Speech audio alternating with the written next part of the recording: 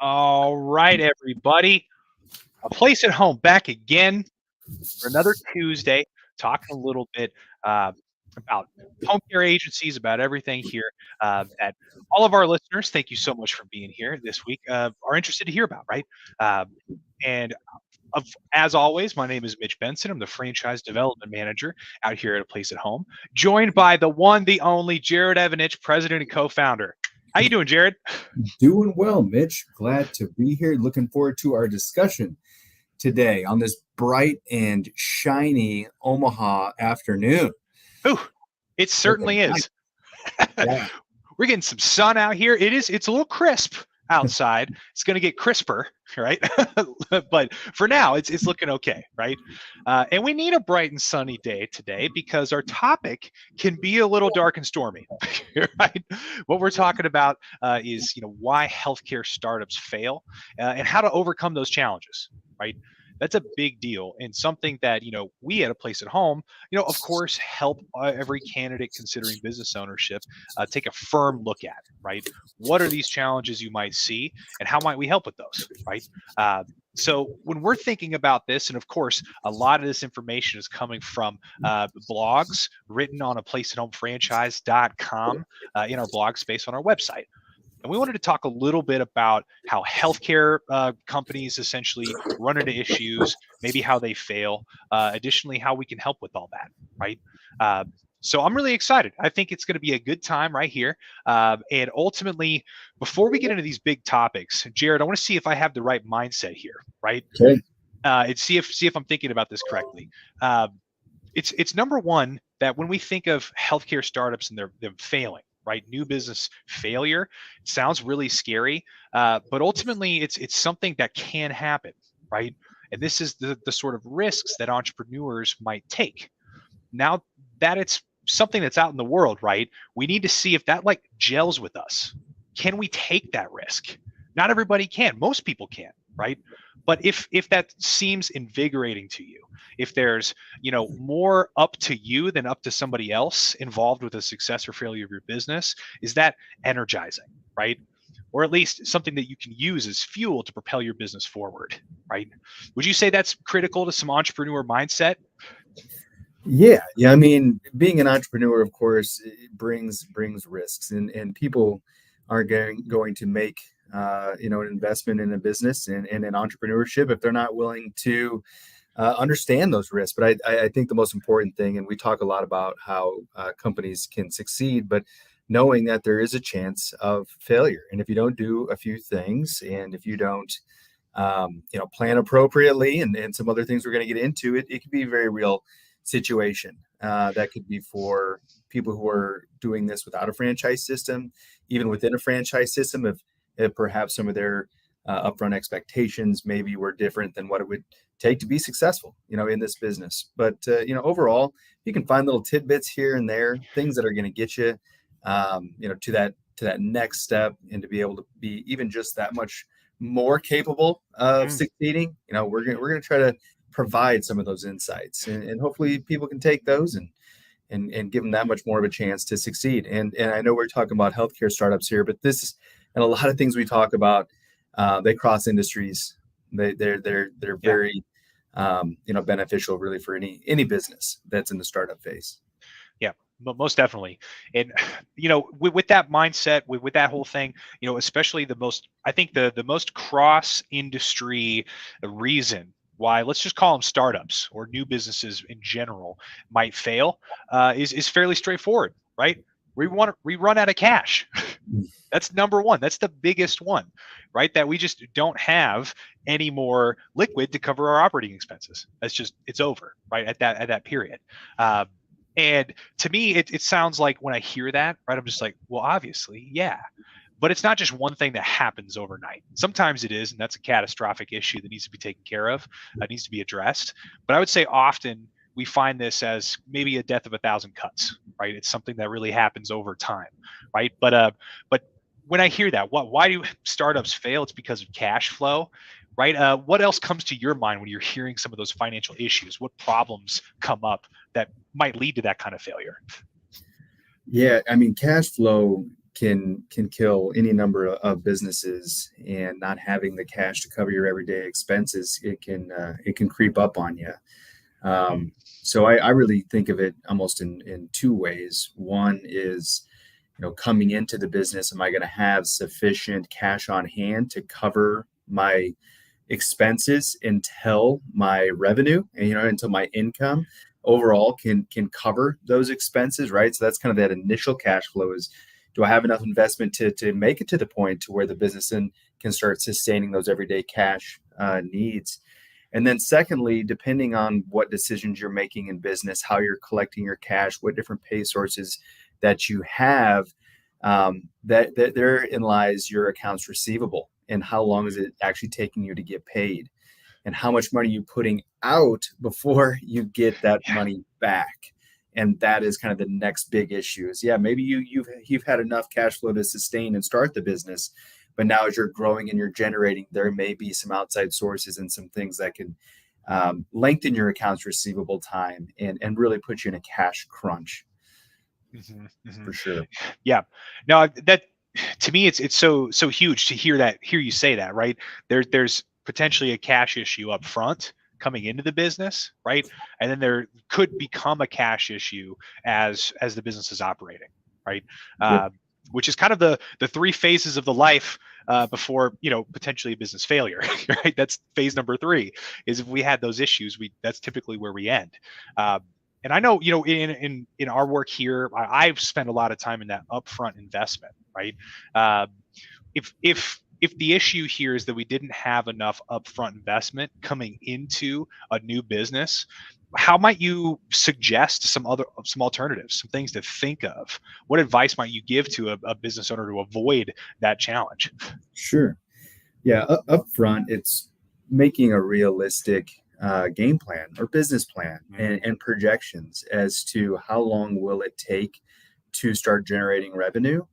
How much money do I need to cover those day-to-day expenses, and how much do I need to cover my own lifestyle, the bills that are coming in, because when you're starting a new business, there's a good chance that you have stepped away from your everyday job, that income stream is no longer there to sustain you and your family. So you want to take a realistic look of saying, okay, maybe I have enough expenses for the business to live over these next maybe 6 to 8 months, but have I also factored in the expenses for me to live over yeah, these next 6 to 8 months, right? Because rent's not stopping, food's got to be on the table, right? Insurance has to be paid. There's those everyday things that we all face, those expenses that we need to account for. So hmm, in that case, I would say making realistic projections as to what kind of revenue you can have a worst case, base case, best case scenario,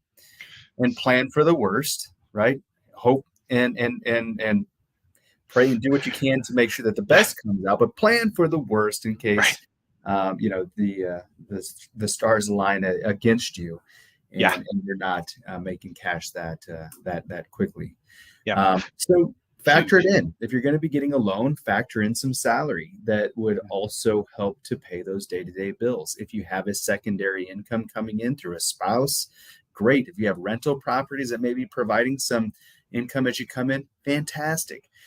Having a way to cover those everyday expenses outside of you or your business or your loan, they may be already built in for you, right? You may already have some other income covering those expenses. Now let's focus on the business, right? How much Mhm. money am I going to need over the next 6 to 8 months before the business is supporting itself?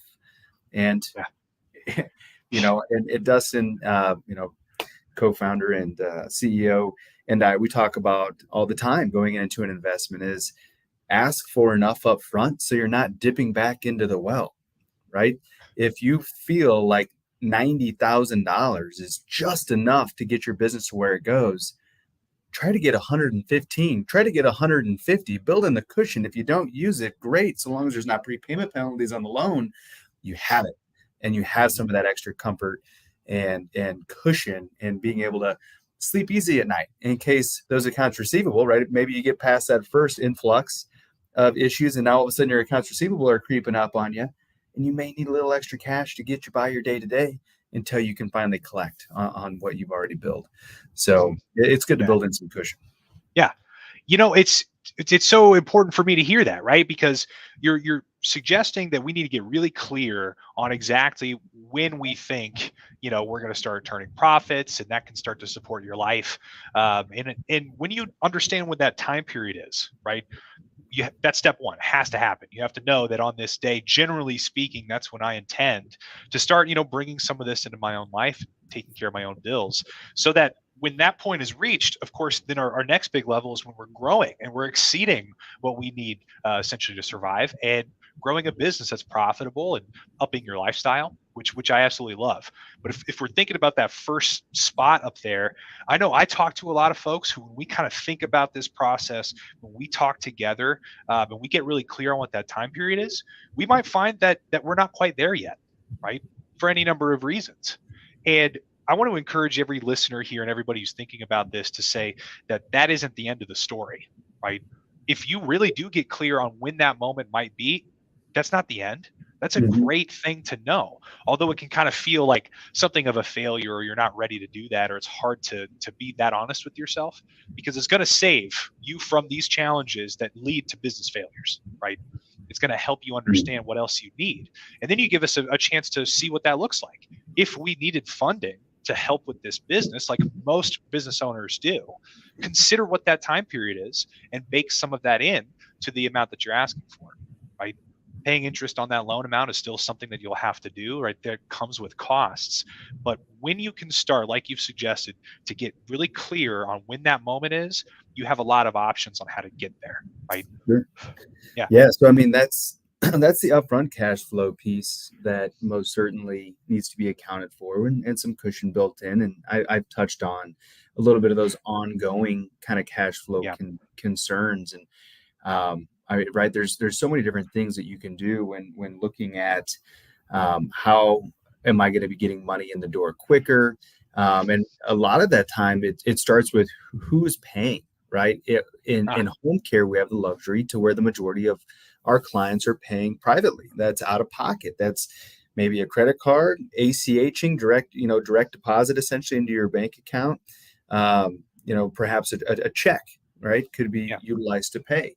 When you talk home health, a lot of times you're looking at insurance companies and CMS, Medicare, Medicaid covered payments, right? If you could imagine, is it quicker for client Joanne to write a check and mail it to me, or go through all the paperwork and all of the coding and what is needed to give a bill to the government or to an insurance company and then get paid after everything has been verified, and be completely dictated along the way as to how and when that can take place, right? As you can see, just in that one little example, the accounts receivable from the time you do your service to and bill your service to now when you're actually getting paid for your service can really be extenuated, right? Hmm. Even within Yeah. home care, right? We have some third party payers that most certainly can take a decent amount of time to pay. Right. Sometimes this could be Medicaid waiver. This could be some staffing contracts, with at a place at home.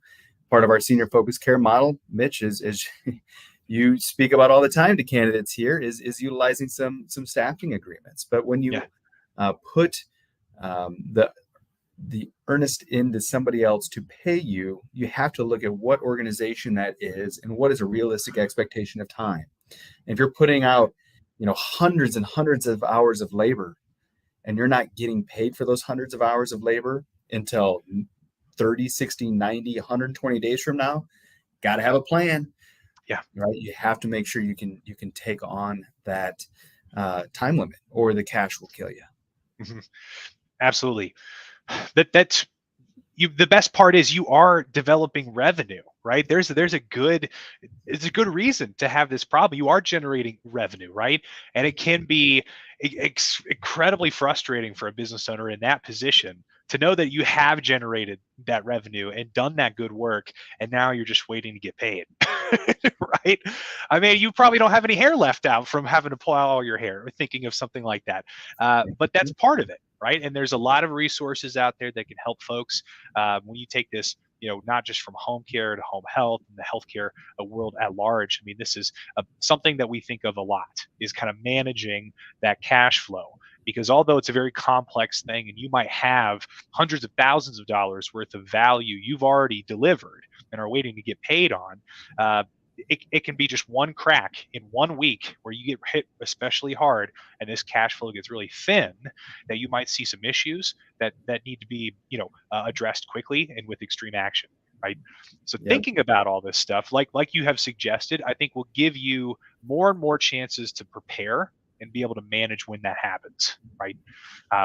And I love it. I think the biggest takeaway from all of this cash flow is that it's something you can prepare for. It's a real danger for some folks, but when you start this on your own, when you are the startup individual, you have 100% control, right? For the most part, you can plan as much as you're ready for it to get really excited about how to solve these issues and grow a thriving business on the other side, right? Yeah.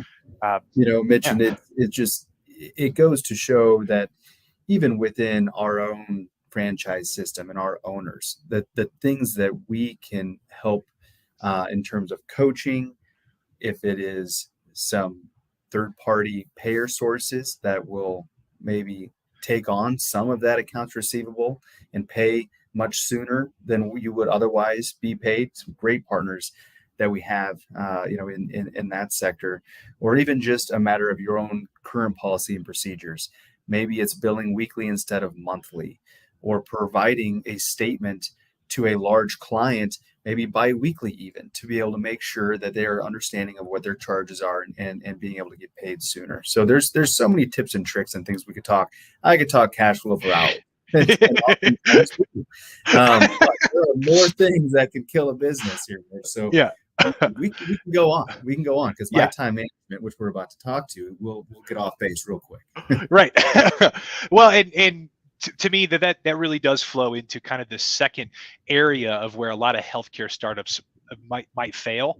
And what we need to understand to overcome it is not just the financial investment that you're putting into your business. It's the time investment that you're putting into your business, right? And I find often that when we're discussing healthcare startups or some technology we're inventing or things like that outside of the home care space, it's almost obvious or a given that person is kind of devoting their whole life to this business, right?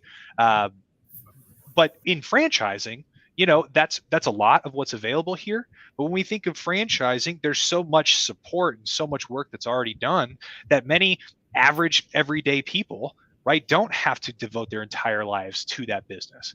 Considered what individuals might be as semi-absentee owners for their franchise brand. However, both of them exist as far as what time investments can go into this business.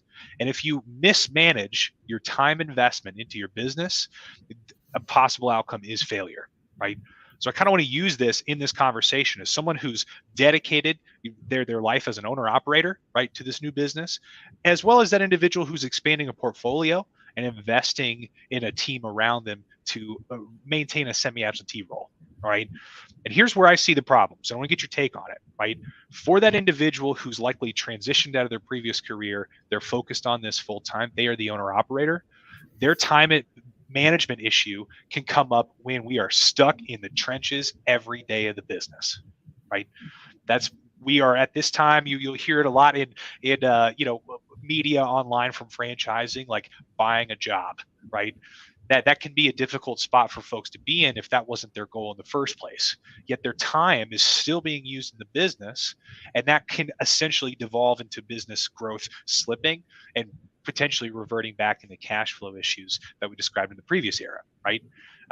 Now, to me, that's the owner-operator issue, but it could also be the same as the semi-absentee issue, where their time is so far out of the business that they're out of touch with the day-to-day. They don't necessarily know that there could be a brewing problem that will eventually lead to cash flow crunches because they have taken their foot off the gas so much that they're misunderstanding what's happening in the day-to-day. Does that kind of resonate with you as far as time investment issues? Yeah, it does. And so often it's easy, whether this is as a business owner or in an individual's, career and a position that they're in, they get so deeply invested into just the task at hand that they're not necessarily seeing, well, what do we do next? How can I best set myself up for success? How to best set my team up for success? if I had a chance to look at the whole picture. Yeah. Right. And so oftentimes, and Mitch, I've told you about the book, The E-Myth, right? Yeah. Which that entire book is dedicated to how you can work on the business and not in the business. And that's hard sometimes for new business owners to step away. They say, well, how in the world can I step away? How is this business going to run, even if I take my foot off the pedal and my eyes off the prize for even just a few hours a day to look ahead? And in reality, it's quite the opposite. Your business, in a lot of times, can't survive if you do not take your eyes off of the immediate now and look at the bigger picture and what we can do and see in that time, hey, maybe we have cash flow issues. Hey, maybe we have employee issues. Maybe I've dedicated all of my time to scheduling and filling shifts myself and trying to just pick up the call that I haven't focused on getting new business and new referral sources, or taking that amount of time that I need with clients to sign them. And so when you take a step away, really you can fill that gap, whether it be owner operator or semi-absentee, as to saying, what does this business need to move to the next step? Am I the biggest hurdle in the way of this company's success? Because a lot of times you can be, inadvertently, and it's a tough conversation to have. It's conversations that we have with our owners, right? Mm-hmm. Hey, we've had owners in the past where they're working shifts, right? Yeah. We're not going to give up this bit. We got to get this. We're working shift and shift and shift and shift. And that's amazing that they're able to spend the time and make sure that these clients got the care that they need. But while they're working the shifts, they're not looking at, okay, now how is this going to be billed? How is this going to, affect my payroll? How am I going to ensure that I have enough employees for the next shift to make so that I'm not just filling the next one, right? So it's good to take a step back. But you hit the nail on the head. Both owner operators and semi-absentee can most certainly have some misunderstanding of their own time and what kind of time requirements it will take in the business, or if not directly in the business, kind of as that semi-absentee owner. If I don't have my eye on the prize the entire time, who do I have to put in place who will, right? Yeah. Because this business, and it's a goal of all of ours and all of our owners to someday to get to the point where all you do is you're looking at this high level approach and you have infrastructure in place that operates a business. We want that for our owners, right?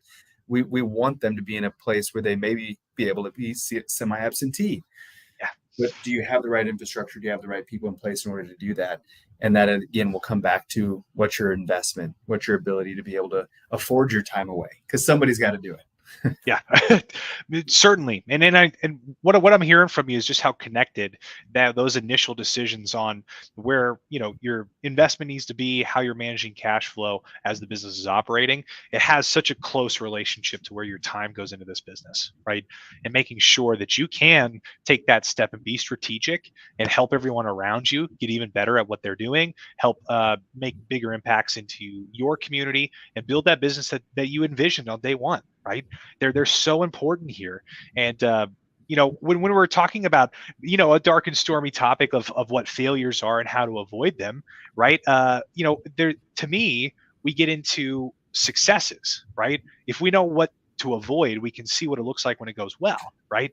If our cash flow has been properly considered and we are well capitalized to start this business, then the time that we're putting into a multiplier, which is our business, can give us even more time to take a step back and be strategic about the business. And so when you get to that place, I think essentially the third biggest area to consider where some fail and others thrive, is when it comes to you've achieved these first two, and now you have this chance to focus on your employees, right? That's the scale. That's the multiplier. That's what we need to see in any business, truth be told, that isn't just sole proprietorship and things like that, right? But that's what we need to see here. And when you do that, you have some options, right? I think in some cases, a business owner can get into a space where they misunderstand what their employees need from them. They potentially fall into a rut there where they have mishandled a great opportunity, which is their employees, right? Well, what does that sound like to you? What are some of those challenges that others might see when it comes to employees? Yeah, Mitch. I mean, I feel like employees are like the new four-letter word out there in this day and age, Yeah, where people are like, oh, I have to have employees, and I hear they're really tough to get. I hear they're really tough to keep once you get them, and every industry seems to have shortages. And so, not taking the right approach to begin with in your business and as you're launching your business in the employee department can most certainly set you not only behind, but can most certainly be detrimental, especially when we're looking at healthcare, home care, home health. We are a service provider. We need employees to provide. It's not a widget that we're selling that can continue to be provided with or without the day-to-day people in the homes, correct? right, So we right. need employees, right? So when knowing that our business is basically built on the employees, I think there's a few things to really look at. Number one is, employees, they are an asset. They're a valuable asset to us. They're not like a reusable commodity. It's not use them up, chew them up, spit them out onto the next, right? Right. We have to value those caregivers. And Mhm. how do we do that, right? Well, we talk about hiring processes and bringing in good people, and of course those are just fundamentals behind any business and how you are going to try to attract and ultimately retain. uh, Yeah. but but Mitch, I think one thing that comes to mind when looking at employees and how you can get off on the right foot with employees is I want my employees to understand the why. Why is it that me as a business owner, why am I doing this business? And how can I share that experience with them? My compassion for other people, for the services and the value of the services and the benefits of our services, as well as the overall um, solution that we can provide to so many people. If you can explain and articulate your why, and get others on board, those employees on board up front, you're going to really be headed towards success. And for me, I think that really does start with every single caregiver and making that correlation Mm. to them as to saying, this is why I'm here. This is why we're doing this. This is why I would like for you to be a part of what we are doing to make the experience better. Mm. Right. If you can do that, Huge. you are Yeah. going to get off to the right foot. Yeah. Okay, now that I've gone and said my piece about some recruiting and some retention, believe me, I Yeah. could go on. Um, I think having the right staffing expectations up front for sheer volume, Yeah. right? The clients are out there, the seniors are out there every day receiving these services, and by the thousands every day, more and more are coming, right? We know the demand is here. Yeah. So then why is it that sometimes when I talk to business owners and say, hey, how are you doing? Are you growing? Well, I would, but I just don't have the caregivers. Okay, well, why don't you have the caregivers? Well, I didn't hire the caregivers because I didn't have the clients. Why don't you have the clients? Well, because I didn't hire the caregivers, right? It's Yeah. this vicious cycle. Well, you got to stay ahead of that, right? You always want to be ahead and ready for the growth, right? We Yeah. want to have a good flow of upfront care team that know your vision, know your why, and are understanding that, hey, I may not have a shift for you today, but I'm Yeah. working my tail off to get you that shift, and it's going to be coming soon. And when it does, I can't wait to provide you those hours. And again, I'm getting a little specific for home care here, but Hmm. ultimately, you got to stay ahead of that hiring curve, right? Hmm. Hmm. Yeah, and I'm hearing a strong relationship between how we talked about cash flow from the entrepreneur's perspective of like you're getting clear at a certain point when there's going to be an inflection in your business. I mean, that's a similar approach that you've stated with the caregiver themselves, right?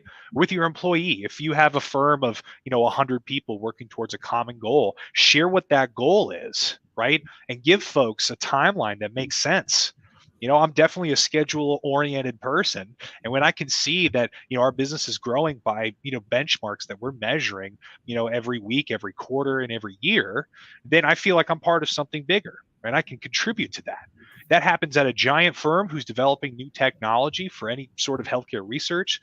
That happens at the caregiver level, where we're specifically working with an individual saying that, hey, our revenue goal for you, this point where it's going to change, is when we get this client who fits your availability, right?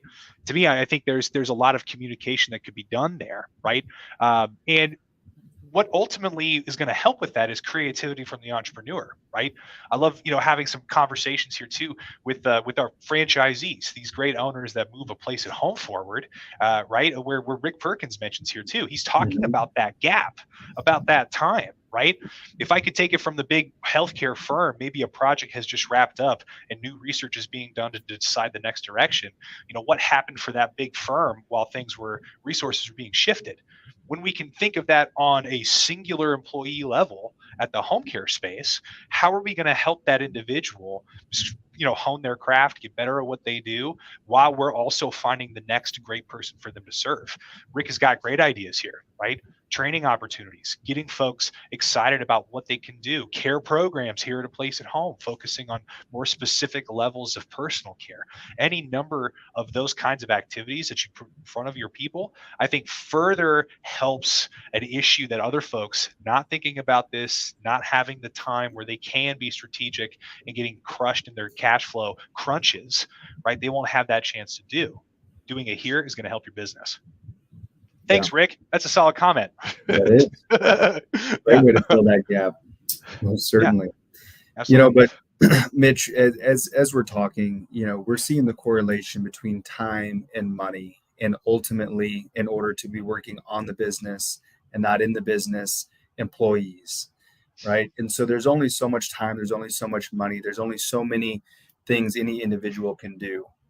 So if you have the right expectations of your cash flow up front, you also need to have the right expectations as to what you as a business owner are going to be doing, what you have the physical time and ability is stressed here. What can you do? What can you do well? And focus on that, fully knowing that you're going to be hiring others to be able to do those other things that you may not be as good at, as versed at, or perhaps it's just a very time consuming thing in which your time could be spent better somewhere else, right? So when you kind of put the time and the money together, therein lies how are we going to be able to scale? You got to have the employees. And last little note on that, we require now that our owners are hiring their initial employee, if not from the beginning, by the time they get 100 billable hours a week. And that's not a lot of hours. If you're at 100 billable hours a week, we're saying you have enough on your plate to where you have to be bringing somebody in. And let us help you kind of show where your skill sets and their skill sets need to lie in order to best allow you to grow the business then to that next step, right? And then that next employee that'll set you up to work on your business, not in the business, and to continue to grow. Man, could there be a nicer bow on this, right? Having clear expectations about your cash and your time investment ultimately gives you the focus on your employees that'll grow your business. Done deal. Boom. There it is. Can that be in a hashtag? Is that too long for a hashtag? That's what we need to put on this video. We could do it. Maybe a GIF. I don't know. Right. We'll make it happen. But Jerod, it was so valuable for me to hear that, to get to that point where you really did paint that picture of what these expectations are. And I think we turn from the failure conversation, the dark and stormy of what plagues healthcare opportunities all over the board, into a place of success, of planning, of something you can see growth with. And I hope that everybody listening here today got that feeling as well. And if you'd like even more information, folks, this did come from a blog that we posted at aplaceathomefranchise.com. Head over there, read it. It's a lot of information, even more specific to larger healthcare firms in our industry. But we're excited to continue working with everybody here. And then, boom, you got some even more information about how to get even more specific with these expectations, not just drawing up a business plan yourself, but finding potentially a franchise system who has done a lot of that work for you. Perhaps it's a place at home. And if it feels that way, check the chat box over here, fill out something, and we'll be talking to you guys really soon. But hey, we've got some great content coming up on this our LinkedIn profile. Everybody, some housekeeping here. Next week we are at IFA. We're excited. We're excited to be out in Las Vegas and see the International Franchising Association. We'll get a lot of content from that trip here, sharing with you guys. Potentially go live from Vegas, but we will be back to our regularly scheduled programming in 2 weeks. We'll be right back here in the a place at home world in Mitch's cubby right over here. We'll be talking about more information. Any last words, Jerod? I could go on all day about this stuff. I love talking about it, Mitch, Yeah. but I think, for the sake of you and those out there looking or viewing here today, I think we should wrap it up. There End you go. scene. All right. Awesome. Absolutely. Thanks, Mitch.